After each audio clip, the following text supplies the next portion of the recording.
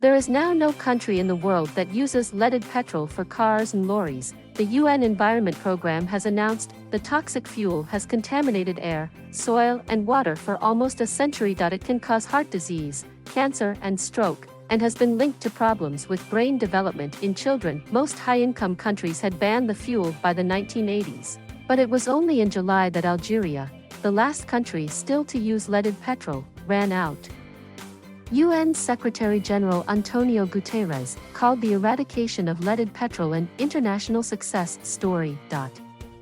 Ending the use of leaded petrol will prevent more than 1 million premature deaths each year from heart disease, strokes, and cancer, and it will protect children whose IQs are damaged by exposure to lead, he said. Lead started being added to petrol in the early 1920s in order to improve engine performance.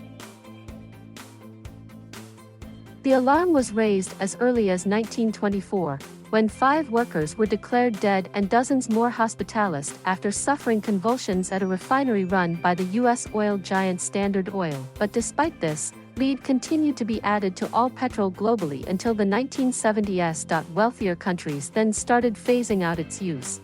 But 3 decades later, in the early 2000s, there were still 86 nations using leaded petrol. North Korea, Myanmar, and Afghanistan stopped selling leaded petrol by 2016, leaving only a handful of countries, including Iraq, Yemen, and Algeria, still providing the toxic fuel. In the latter half of the last decade, the UN's environmental body UNEP has worked with governments, private companies, and civic groups to end the use of leaded petrol since 2002. Leaded fuel illustrates in a nutshell the kind of mistakes humanity has been making at every level of our societies, Inger Anderson, UNEP Executive Director, said. But, she added, eradicating the fuel shows that humanity can learn from and fix mistakes that we've made. Environmentalist campaign body Greenpeace hailed what it called the end of one toxic era. It clearly shows that if we can phase out one of the most dangerous polluting fuels in the 20th century, we can absolutely phase out all fossil fuels. Thandile Van Hook, climate campaigner at Greenpeace Africa, said.